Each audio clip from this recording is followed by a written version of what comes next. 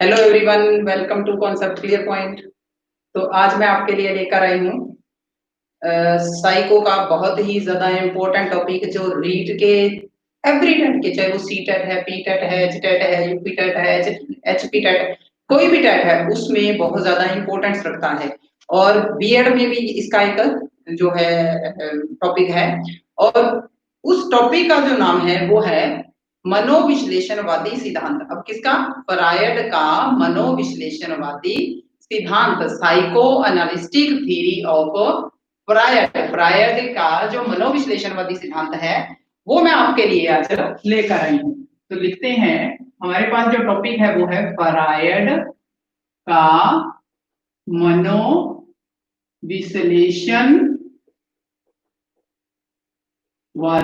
विश्लेषणवादी सिद्धांत। अब जो फ्रूड थे, जिनको हम फ्रूड कहते हैं, जो सिगमंड फ्रायड के नाम से जाने जाते हैं, फ्रूड साइको एनालिस्टिक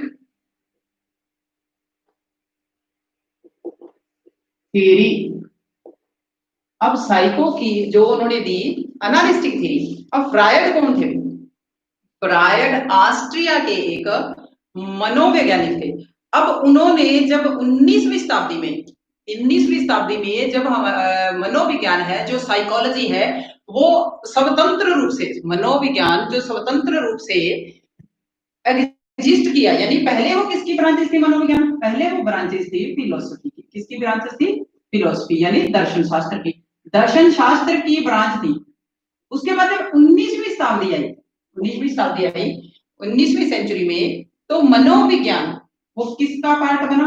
वो बना अपने आप में इंडिपेंडेंट जो है, एक स्वतंत्र जो है उसके रूप में, सब्जेक्ट के रूप में हमारे सामने आया। तो तब इसको, मनोविज्ञान को क्या कहा जाता था? चेतना का विज्ञान। उससे पहले क्या कहा जाता था? चेतना का विज्ञान। अब जब फ्रायड आए तो फ्रायड ने इस चीज का टोटली ऑब्जेक्ट किया, यानी विरोध किया। वो क्या कहते हैं कि जो मनोविज्ञान है वो चेतना का विज्ञान नहीं हो सकता। क्यों? क्योंकि वो, उन्होंने क्या कहा दूसरे मनोवैज्ञानिकों के साथ मिलकर, कि जो मनुष्य का 10% भाग ही सिर्फ चेतन रहता है, बाकी तो अर्धचेतन होता है। तो इसलिए ये हमारा भाग नहीं हो सकता, यानी ये जो मनोविज्ञान है वो चेतना का भाग नहीं हो सकता, यानी चेतना का विज्ञान नहीं हो सकता। इस चीज को उन्होंने विरोध की। और उन्होंने कहा क्या, मेन जो एम्फेसिस दिया वो इस चीज पर दिया कि जो इंसान का व्यक्तित्व है, पर्सनैलिटी ऑफ ए पर्सन, किसी भी व्यक्ति का की पर्सनैलिटी है, किसी भी व्यक्ति का व्यक्तित्व है, वो कहता डायनेमिक होता है। व्यक्तित्व जो है वो डायनेमिक होता है, चेंजेबल होता है, चेंज होता रहता है। उन्होंने जो व्यक्तित्व में 3 पार्ट बताया। वो कहता है कि व्यक्तित्व क्या रहता है? वो चेंजेबल रहता है। व्यक्तित्व हमेशा गतिशील रहता है, व्यक्तित्व में परिवर्तन आते रहते हैं। तो उन्होंने क्या कहा, व्यक्तित्व जो है गतिशील पहलू है, और उन्होंने, वो कहता व्यक्तित्व 3 तत्वों से मिलकर बना है। अब उन्होंने क्या कहा फ्रायड कहते हैं जो व्यक्तित्व है, व्यक्तित्व यानी पर्सनैलिटी जो है हमारी, वो कितने एलिमेंट से मिलकर बनी है? 3 एलिमेंट्स। अब वो कहते हैं कि जो 3 एलिमेंट्स हैं, उन्होंने पर्सनैलिटी को डेवलप किया है। हमारी पर्सनैलिटी को डेवलप करने में किनका पार्ट है? 3 पार्ट है, 3 पार्ट। अब वो कौन कौन से है? वो तीनों पार्ट जो है, एक है इद, दूसरा है ईगो, और तीसरा है सुपर ईगो। अब इन्होंने, जो फ्रायड ने इस बात पर जोर दिया। किस बात पर जोर दिया? उन्होंने ये कहा कि कोई भी व्यक्ति है, उसका व्यक्तित्व मुख्य रूप से ईद पर निर्भर करता है। क्यों? क्योंकि ईद क्या है? जन्मजात है। ईद इंसान के साथ जन्म से ही ये प्रवृत्ति वो लेकर पैदा होता है। ईद क्या है? जन्मजात है। अब ईद में क्या होता है? ईद में हमारी दमित इच्छाएं होती हैं, दमित आकांक्षाएं होती हैं, दमित जो हमारी भावनाएं हैं, वो होती है, वो कहते हैं ईद जो है, ईद को जो अनियंत्रित होता है, अनैतिक पार्ट होता है मनुष्य के व्यक्तित्व का। कौन सा पार्ट होता है ये होता है अनैतिक पार्ट। वो कहता है कि ये अनैतिक पार्ट, इमोरल पार्ट होता है, यानी इसमें मोरालिटी नहीं है। और ये क्या है, ये सुख चाहता है। ईद क्या चाहता है, सुख चाहता है, सुख की इच्छा बहुत ज्यादा रखता है, सुख की प्राप्ति के लिए ईद कुछ भी करने को तैयार होता है। यानी ईद का जो मेन पार्ट है वो क्या है, सुख है, वो सुख की प्राप्ति चाहता है। ईद किसकी प्राप्ति चाहता है, सुख की प्राप्ति चाहता है। अब ईद क्या है, ईद का कारण क्या है, वो कहते हैं ईद जो है उसमें मूल प्रवृत्तियां बहुत सारी रहती है।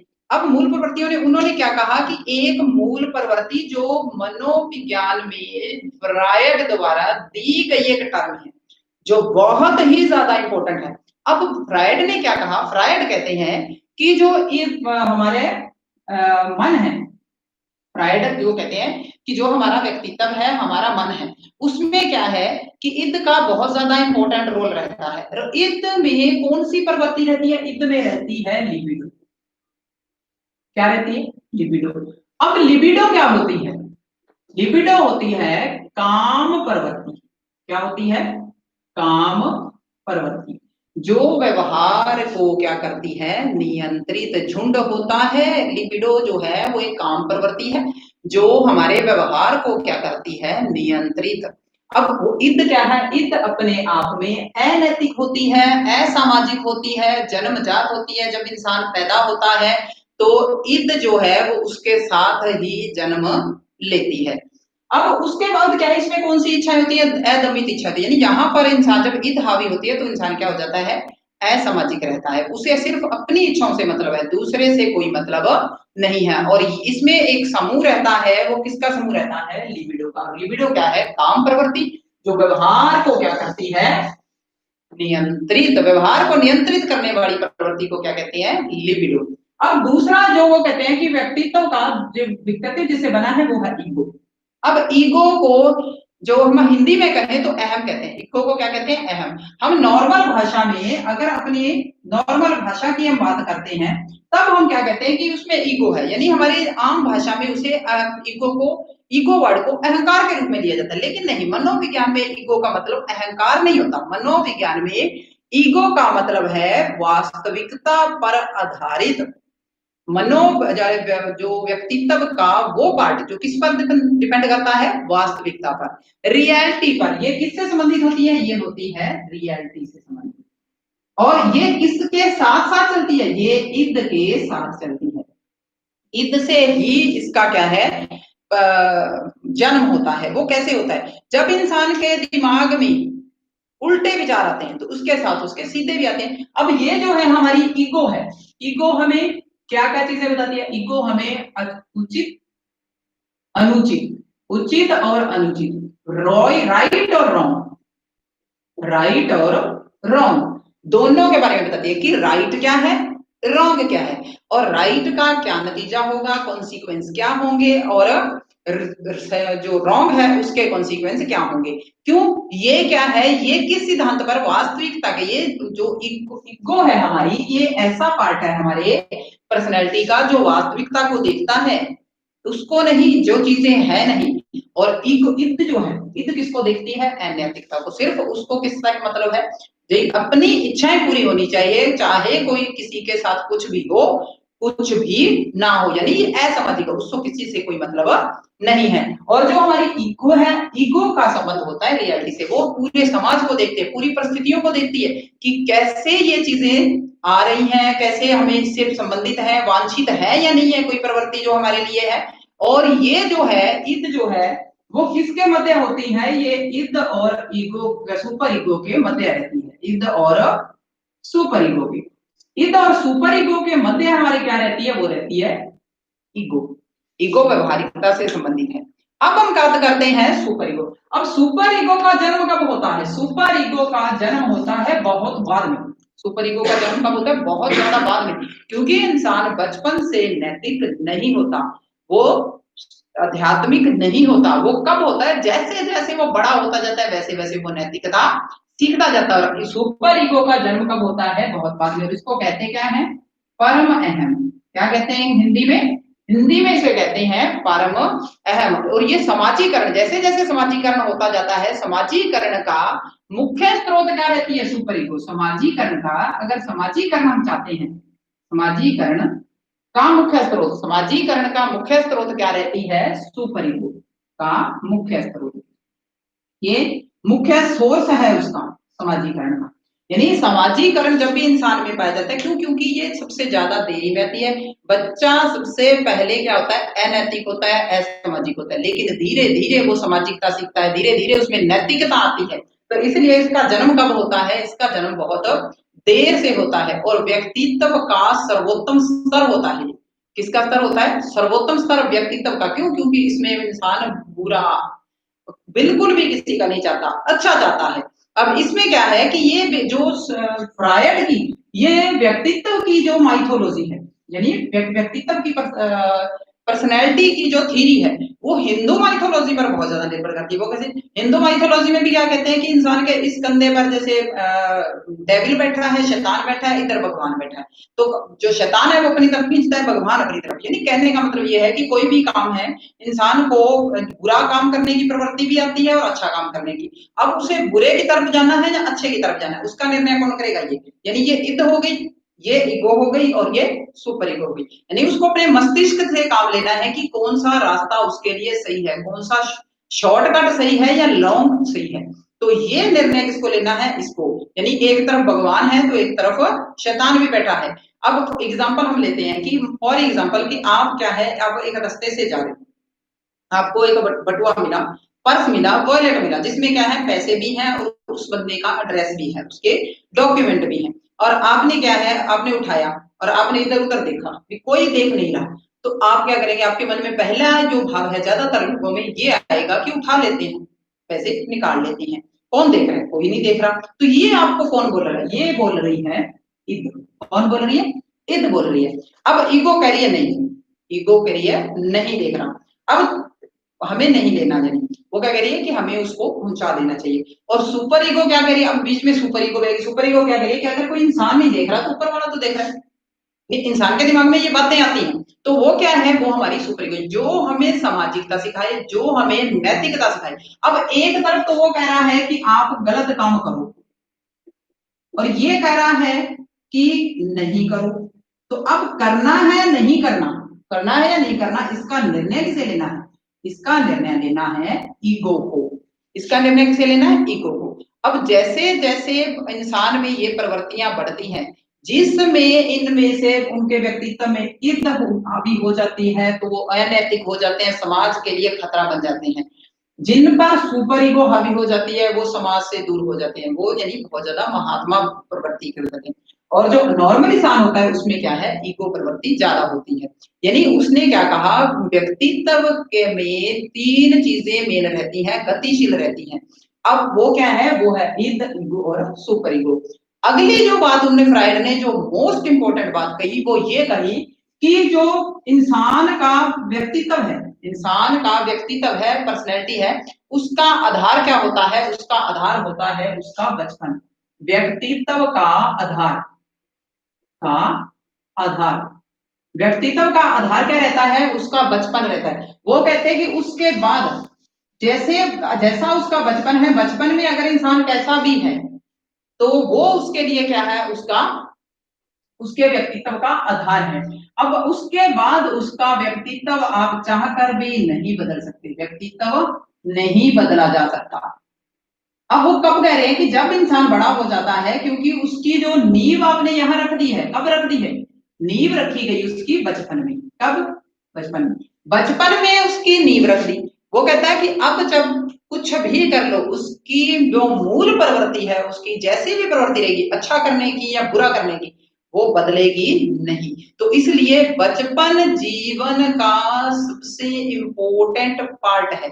ये बात कौन कह रहे हैं? ये कह रही है फ्राइड। फ्राइड कह रहे थे बचपन जीवन का सबसे इंपॉर्टेंट पार्ट है। अब आगे आता है कि जो फ्राइड है, फ्राइड ने अपने मनोविश्लेषणवादी सिद्धांत में, फ्राइड ने व्यक्तित्व का सिद्धांत था इनका, लेकिन इसने पूरी दुनिया को क्या है? प्रभावित किया था अपने इसे।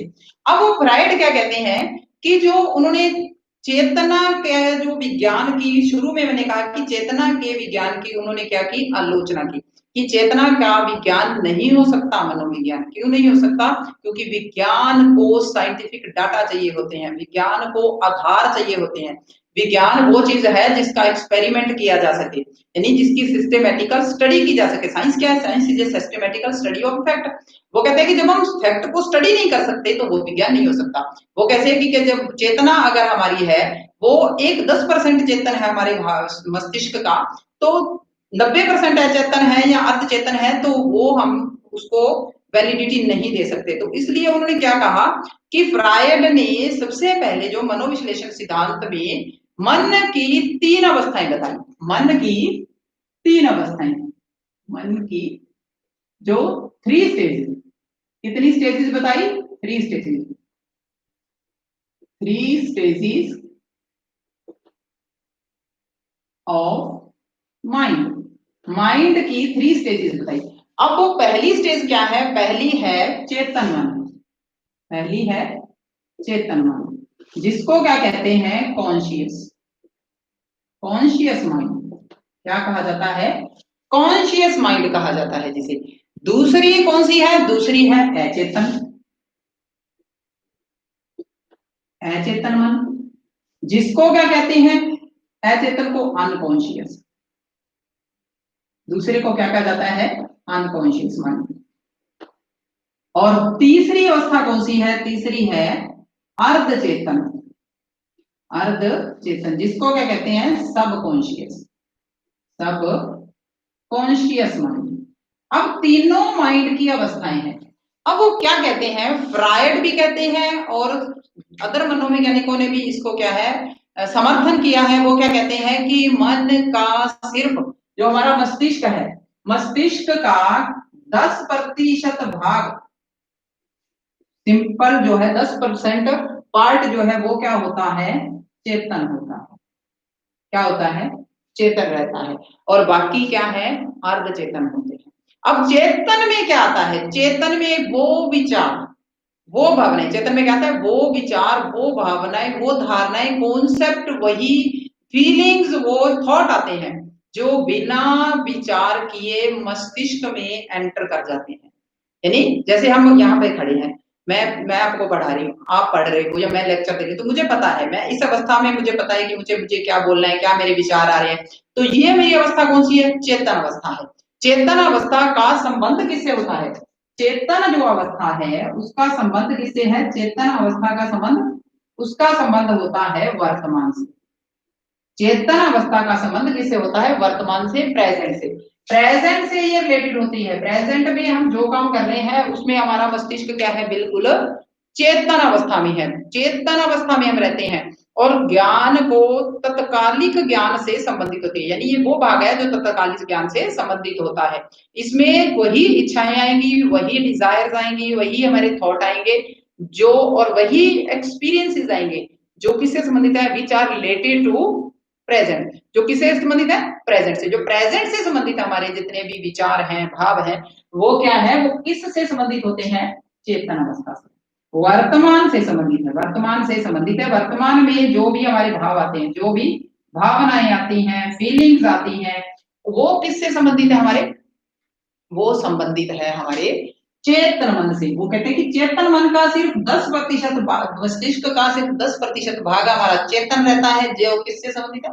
वर्तमान से। और वर्तमान की जो भी हमारे थॉट हैं, हमारे विचार हैं, फीलिंग्स हैं, डिजायर्स हैं, वो किससे संबंधित होती हैं? वो संबंधित होती हैं इस भाग से, चेतन अवस्था से संबंधित होती हैं। अगला जो भाग उन्होंने बताया वो क्या, वो कौन सा बताया? अचेतन। अचेतन भाग, अचेतन भाग में जो रहते हैं वो कितने? लगभग अचेतन भाग में 90% हम कह सकते हैं। अचेतन भाग में 90, और जो हम कह सकते हैं 90 से थोड़ा कम, 90 या 90 से थोड़ा कम जो भाग है वो हमारा किसमें रहता है? चेतन अवस्था, अचेतन अवस्था में रहता है। किसमें? अचेतन में। अचेतन में हम कह सकते हैं 90% या थोड़ा कम, या थोड़ा सा कम।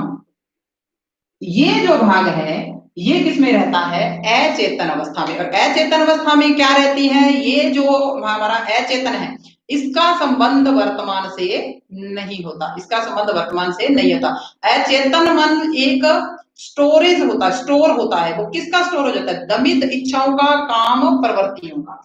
अभी इसमें क्या है? अचेतन मन में, अचेतन मन में रहती हैं, क्या रहती हैं? चेतन मन में रहती हैं दबी इच्छाएं, काम प्रवृत्तियां, या अनैतिक व्यवहार। अनैतिक व्यवहार, वो व्यवहार जो समाज को पसंद नहीं है। बहुत सारी ऐसी इच्छाएं हैं, बहुत सारे ऐसे अनुभव हैं, बहुत सारी ऐसी बस चीजें हैं जो हमारे दिमाग में रहती हैं, अचेतन रहती हैं, जिनको हम कोशिश करने पर, जब हम कोशिश करते हैं याद करने की, दुखद अनुभव यहाँ रहते हैं। क्या, कौन से अनुभव रहते हैं? कटु अनुभव। कटु अनुभव यहाँ रहते हैं। बिटर एक्सपीरियंस जो लाइफ के हैं वो भी यहाँ रहते हैं। बिटर जो बुरी बातें होती हैं जो हमारी लाइफ की, वो भी क्या है? हमारे अचेतन मन में रहती है, जल्दी से बाहर नहीं आती। और इसी वजह से जो फ्रायड है, फ्रायड ने अचेतन मन पर सबसे ज्यादा बल दिया। अब वो कहते हैं कि व्यक्ति के व्यक्तित्व में सबसे ज्यादा इंपॉर्टेंट पार्ट जो रहता है वो कौन सा रहता है? वो रहता है अचेतन मन। अचेतन मन, अचेतन मन जो है वो वर्तमान से संबंधित नहीं होता।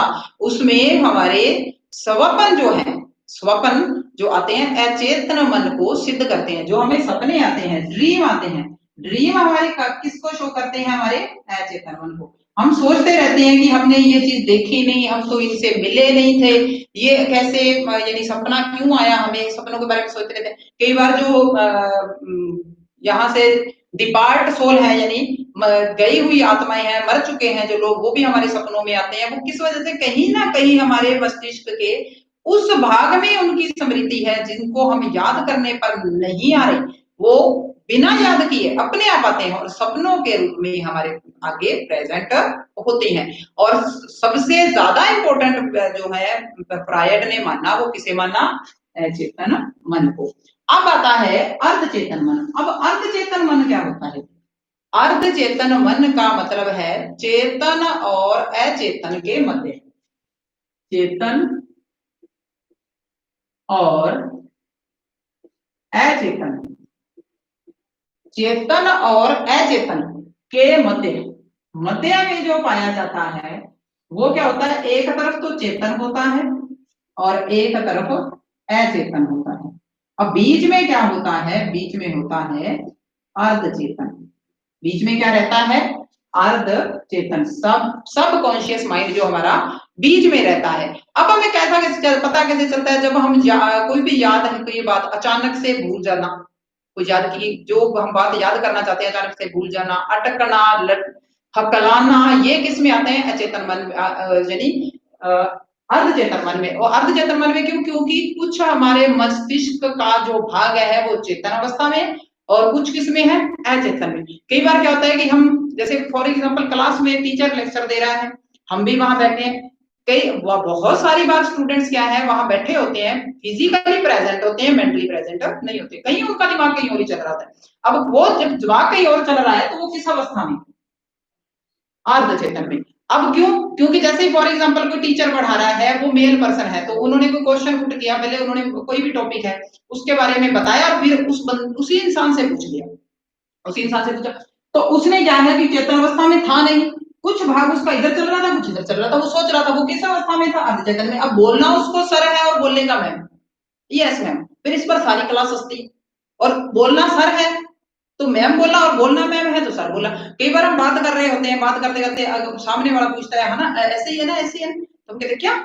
फिर वो बाद में एक गाथा भी, हम एक कहावत भी बोलते हैं कि सारी गाथा गा दी, राम किस सीता किसकी माँ थी या सीता किसका बाप था, ये पूछा जा रहा है। अब जब हम इस तरह की स्थिति इंसान के माइंड में आती है तो वो किस अवस्था से गुजरा होता है? उसका मस्तिष्क अर्धचेतन अवस्था में था, तभी वो घबरा जाता है, एकदम से हकलाना शुरू कर देता है, एकदम से उसके क्या है, अर्धचेतन मन में अटक जाता है, यानी उसकी जो बात है वो अटक जाती है, वो कह नहीं पाता किसी भी चीज को, वो क्या नहीं कर पाता? कह नहीं पाता। तो इसलिए जो तुरंत स्मृति में लाने योग्य भाग है, यानी मन का वह भाग है जहां तुरंत स्मृति में लाया जा सकता है, यानी जब जब भी उसे टोका गया तो झट से उसका माइंड क्या है, एकदम से उसने यानी करंट सा आया और उसके क्या है, वापस वो किस अवस्था में आ गया, वापस वो किस अवस्था में, वापस वो आया चेतन अवस्था में। किस अवस्था में चल रहा था, अर्ध चेतन में। अब जैसे ही उसे टोका गया, जैसे ही उसे बोला गया, तो वो किस अवस्था में आ गया, चेतन अवस्था में आ गया।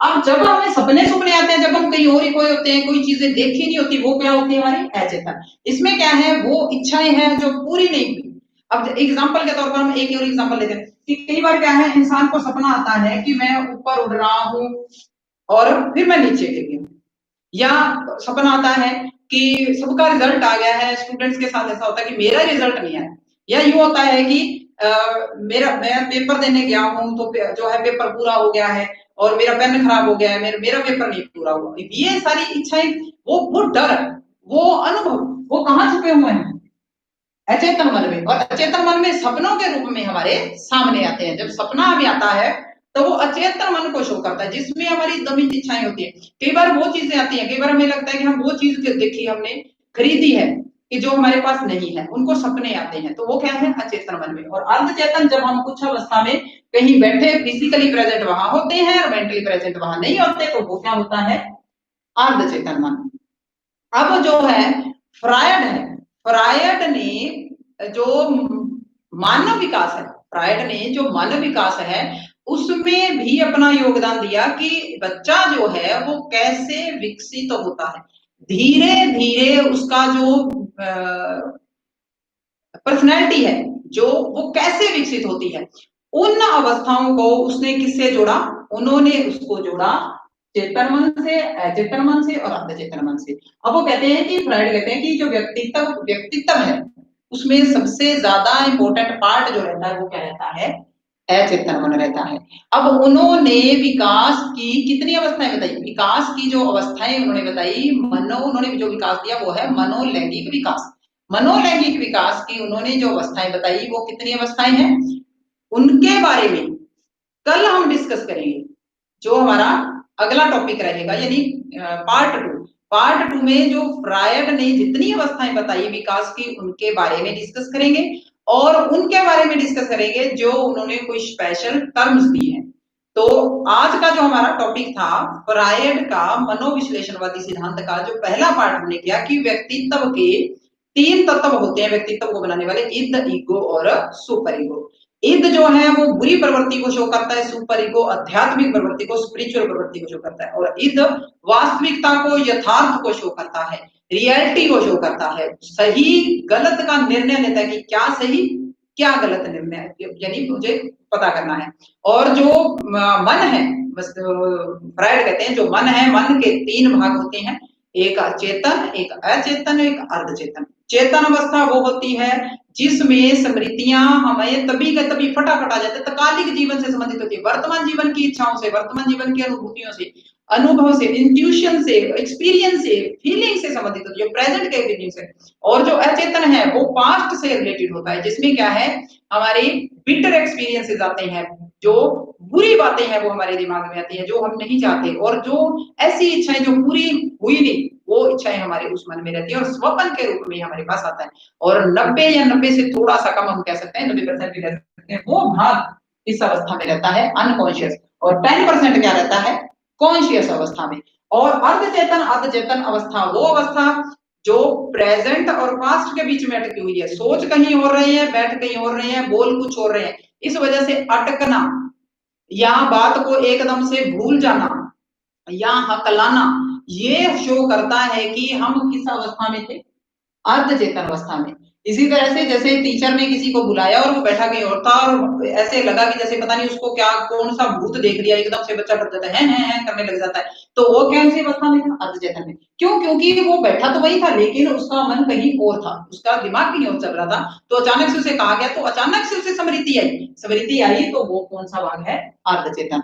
और फ्रायड ने मानव विकास की जो अवस्थाएं हैं वो कितनी बताई, और किस तरह से जो बच्चा है वो विकसित होता है, और कौन कौन सी प्रवृत्तियां उसे विकसित करती हैं, कौन कौन सी जो मूल प्रवृत्तियां हैं वो विकसित होती हैं, उनके बारे में जो स्पेशल उसने टर्म दिया उनके बारे में हम डिस्कस करेंगे कल के लेक्चर में।